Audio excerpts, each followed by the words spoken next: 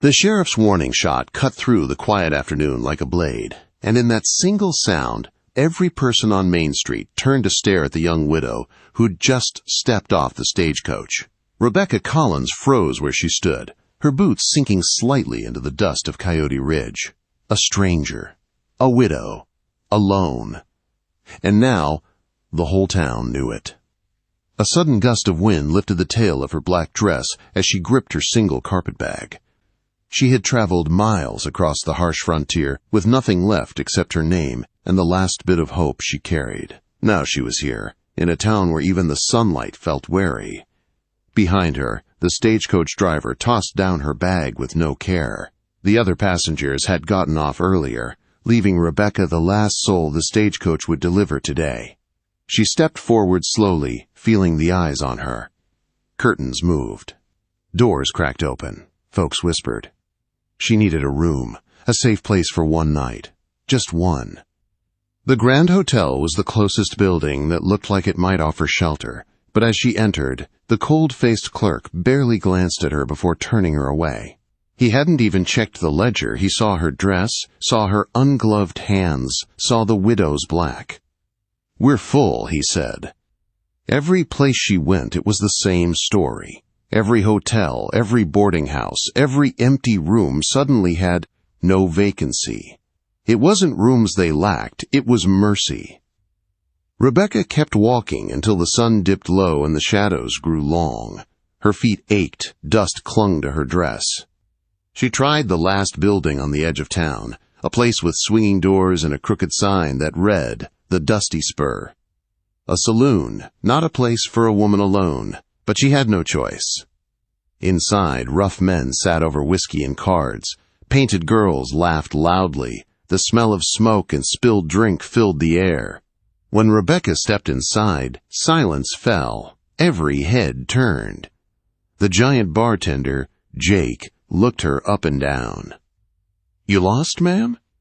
"I need a room," she said, trying to steady her voice. "Just for tonight." Snickers came from the tables.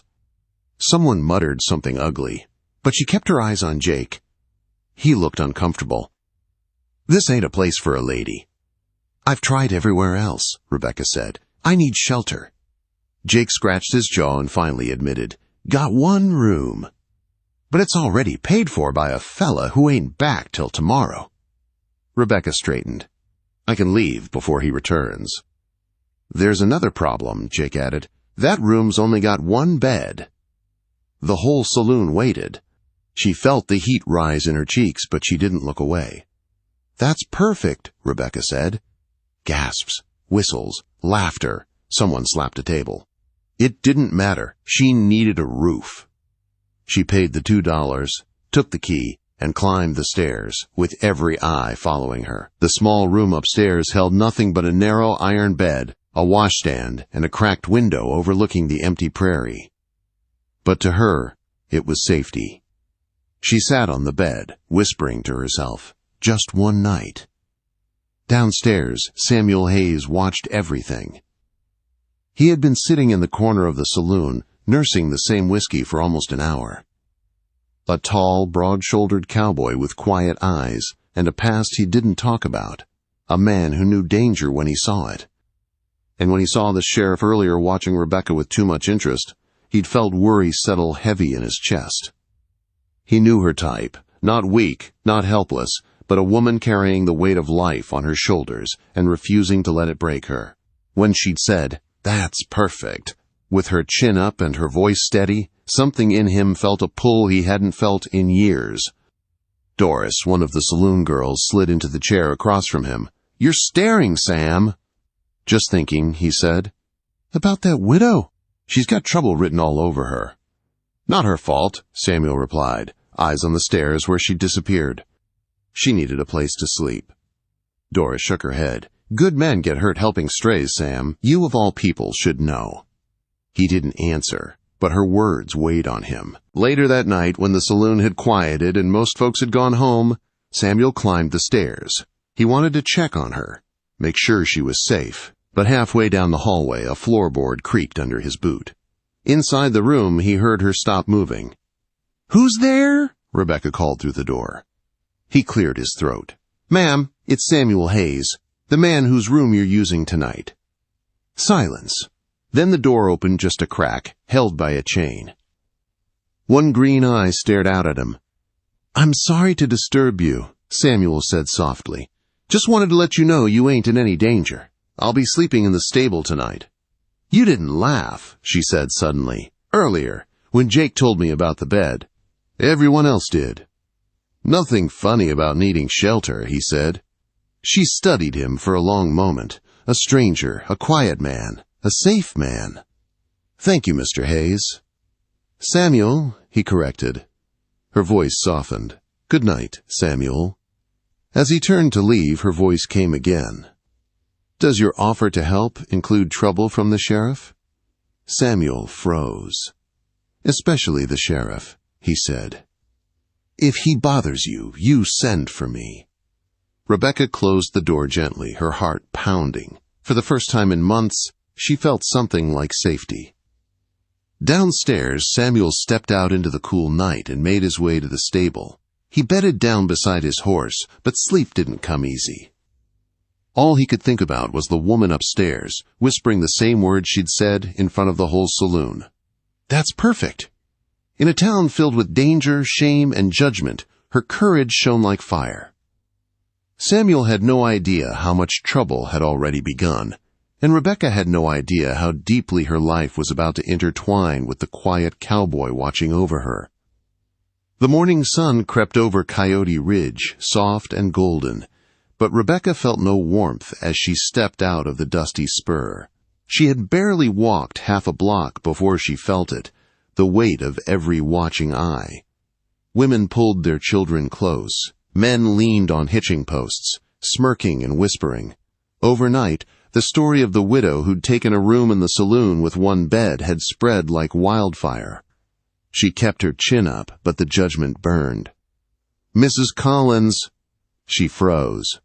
Sheriff Watson stepped out from the shadows beside the bank. His cold, gray eyes swept over her like she was something tracked in from the street. His hand rested casually on his gun belt, but the warning in his posture wasn't casual at all. "I hear you caused quite a stir last night," he said. "The dusty spur ain't a place for a respectable woman." "It was the only room available," Rebecca replied calmly. Watson stepped closer, invading her space. "Is that what you think? Because I happen to know there were 2 empty rooms at the Territorial Inn. Mrs. Morrison also had space at her boarding house." She understood instantly. Those doors had been closed on purpose. "Coyote Ridge is a respectable town," Watson went on, circling her slowly like a buzzard. "We have rules, standards. A widow like you should find proper lodgings and proper company." "And if I don't?" Rebecca asked steadily. Watson's smile was thin as paper. "Then accidents happen. Women with no family disappear." He tipped his hat mockingly and walked away, leaving her trembling in the street. Rebecca forced herself to keep walking, but inside fear coiled tight. She went to the post office, only to learn Thomas's cousin had left town months ago. She bought supplies at the general store, enduring whispers and cruel laughter. "That's her," one man said loudly. The widow who said that single bed was perfect. Rebecca escaped onto a side street for a moment of quiet, but stopped short. 3 rough-looking men blocked her path. "Sheriff sent us," one said, "to make you an offer. There's a place outside town where women like you can work." Rebecca's heart thudded. She knew exactly what they meant. "I'm not interested," she said firmly. "Sheriff says you got 2 choices," the man sneered. "Take the offer, or take the consequences." Quote. Before Rebecca could answer, a shadow fell across the alley. Samuel Hayes stood at the entrance, his large frame filling the space like a wall of stone. His voice was calm, but steel threaded through it. "These men bothering you, ma'am?"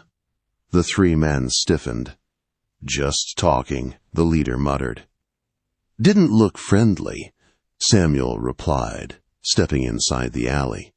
"In fact, it looked like 3 cowards cornering a lady." "Not your business, Hayes," one hissed. "I'm making it my business." Rebecca stepped toward him. "Thank you," she whispered. Samuel nodded to her. "Let me walk you back." The men scoffed but didn't follow as Samuel guided her out of the alley and onto the street. "They won't give up," Samuel said quietly. "Watson's got his teeth in something, and you embarrassed him by not acting ashamed." "I don't know what to do," Rebecca admitted. "I have nowhere to go." Samuel stopped walking. "You could work at my ranch." Rebecca blinked. "Your ranch?" "I need a housekeeper. Someone who can cook, keep books, room, board, and wages." He studied her face. "You'd have your own room, a bed to yourself." Despite everything, she almost smiled. "Are you serious?" "I am," he said simply. "Everybody else turned their back on you, but I won't." She thought of the alley, the sheriff, the whispers. Then she thought of the quiet cowboy who had stepped in front of danger for her without hesitation. "When would I start?" she asked softly. "How about right now?" They picked up her carpetbag from the dusty spur and walked toward the edge of town. Rebecca felt eyes on them, but for the first time since arriving, she wasn't afraid. Until she saw Watson leaning against a post, watching. He touched his hat again, voice dripping poison. "Remember, Mrs. Collins, I'm watching." Rebecca held her head high. But inside, something cold settled. Samuel walked her to his wagon. As they climbed aboard, she asked quietly, "Samuel, why help me?" He looked at her with an honesty she hadn't seen in years. "Because I know what it's like not to fit anywhere," he said, "to have folks judge you before you even open your mouth." She swallowed hard. "You were in the war." "Yes, ma'am." "My late husband's brother came home from Shiloh," she whispered. "He looked the same way you do, like he carried the whole battlefield inside him." Samuel didn't answer, but she saw the truth in his eyes. As the wagon rolled out of Coyote Ridge, Rebecca felt fear, exhaustion, and something else. Something she'd thought she lost forever. Hope. The ranch came into view miles later. A small house, a barn, a wide stretch of open land. Nothing fancy, nothing grand. But it felt like a refuge. "It's perfect," she said quietly. Samuel smiled faintly. "That's good to hear." Inside, he showed her a small room with a narrow bed, clean curtains, and a quilt someone had stitched with care. "Your room," Samuel said gently. Her own room. Her own bed. No eyes watching, no sheriff threatening, no whispers. Just a room. A place to breathe. As the sun set, Rebecca cooked dinner, simple beans and cornbread. Samuel ate like it was a feast. Later, they sat at the rough wooden table, and she told him about the mine collapse that killed her husband. The lies. The corruption. The eviction. Samuel listened quietly, eyes dark with understanding. "That shouldn't have happened," he said. "No," Rebecca whispered, "but it did." When they cleaned up, she found a leather folder hidden beneath a loose board in her room. Inside were papers, land deeds, maps, letters. Rebecca and Samuel spread them across the table. The truth hit like thunder. Sheriff Watson was stealing land. For a railroad line. Using threats, fires, poisoned wells, whatever it took. Samuel pointed to one document. "This name, Holloway. Wasn't he your husband's mine owner?" "Yes," Rebecca whispered, voice trembling. "He let Thomas die." Their eyes met across the lamplight. Two people whose lives had been torn open by the same group of powerful men. "Rebecca," Samuel said softly, "he just uncovered something dangerous." "I know. You don't have to stay. I can get you to another town." "And let them keep hurting people?" "No," she said, fire rising in her voice. "I won't run again." Samuel's hand closed over hers, warm, steady, strong. "You won't be alone," he said. They sat together long into the night, planning carefully. Outside, coyotes howled across the prairie. Inside, two determined souls began a quiet war. A war that would change everything. The town hall filled before sunrise. Word had spread through Coyote Ridge that justice was finally coming, and folks who once hid behind shut curtains, now stood shoulder to shoulder, faces hard with anger and hope. Rebecca sat near the front beside Samuel, her hands steady, her heart stronger than it had ever been. Judge Thorne called the hearing to order. A federal marshal stood watch. Sheriff Watson sat at a table with a slick Denver lawyer, wrapped hand bandaged from the warning shot Samuel had fired. His eyes darted through the crowd like a trapped animal. Watson wasn't used to being challenged. Today, the whole town had shown up to do exactly that. One by one, the victims spoke. Martha Henderson stood tall as she told of her well being poisoned. Pete Clearary's voice shook when he described finding his cattle dead. Every family forced from their lands stepped forward to tell what Watson had done. By the time Doris entered, the crowd fell into complete silence. Gone were the bright colors and painted face. She wore a simple gray dress, hair pinned neat. For the first time in years, she looked like the woman she once had been before sorrow drove her into the shadows of the dusty spur. "State your name," the prosecutor said. "Doris McKenna." "And your occupation?" "I've worked at the Dusty Spur Saloon for 15 years. She held up a notebook, pages worn, edges frayed. "These are records I kept, dates, conversations, names, payments, all tied to Sheriff Watson and James Holloway."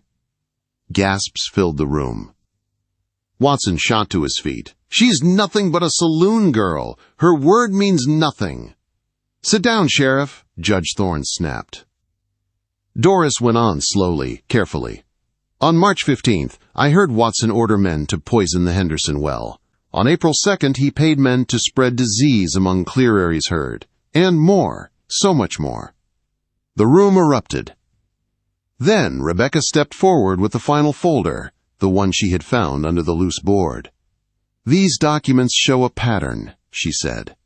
"Every family forced from their land lived along the future railroad line." She lifted a letter. "And this one is from Holloway himself ordering Sheriff Watson to use whatever means necessary." The crowd roared, furious. But before the marshal could move to restrain Watson, the doors burst open. James Holloway stepped inside with 2 expensive lawyers. He smoothed his fine coat and smiled coldly. "This is nonsense," he announced. "Accusations built on lies and forged documents. I am a businessman. I operate legally." Rebecca walked straight to him. "You killed my husband," she said quietly. "Maybe not with your hands, but with your greed." Holloway's jaw twitched. Mine was safe. Accidents happen." "Then why did you burn the Grafton spread?" she shot back. "Why did your men terrorize families? Why did you hide these letters?" She held up the Pinkerton report they'd recovered from the ashes. Holloway paled. The prosecutor stepped forward. "James Holloway, you are under arrest for fraud, conspiracy, arson, and murder." The crowd exploded with cheers. Watson lunged suddenly, pulling a hidden pistol. He fired wildly, aiming straight for Rebecca. "Reeb!" Samuel moved before anyone else could. He shoved Rebecca aside and took the bullet across his arm. The marshal tackled Watson, forcing the pistol away. Rebecca dropped to her knees beside Samuel. "Samuel! Samuel, look at me!" He winced but managed a grin. "Just a graze, Rebecca. Still here." Tears filled her eyes, but she couldn't stop smiling. It was over. Truly over. Watson and Holloway were dragged out of the hall in chains, the crowd clearing a path only to close ranks behind them, cheering, crying, holding one another. Families reclaimed their hope. Justice had finally come. After the hearing, the town gathered outside. For the first time since her arrival, people approached Rebecca not with suspicion, but gratitude. "You saved us," Martha said, squeezing her hands.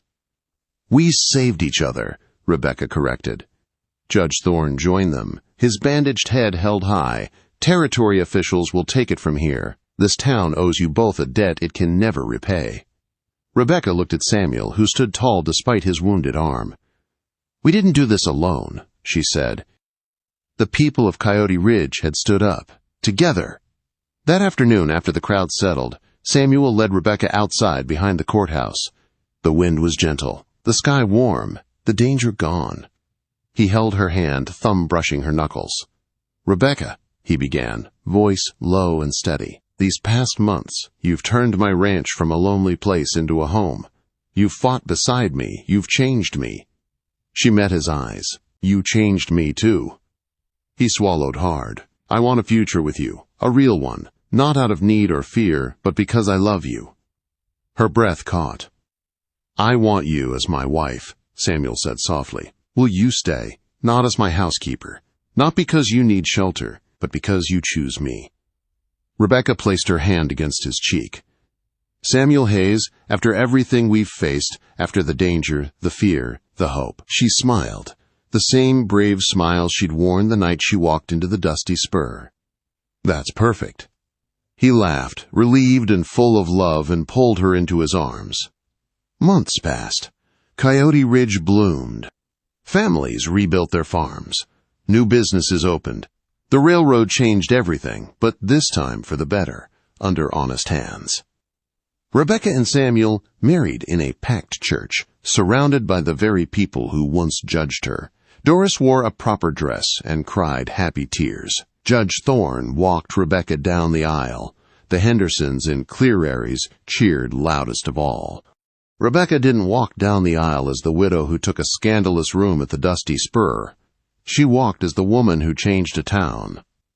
And in the quiet nights that followed, she and Samuel lay together in a bed larger than the one that started it all, building a life filled with the very thing she once thought she'd lost forever.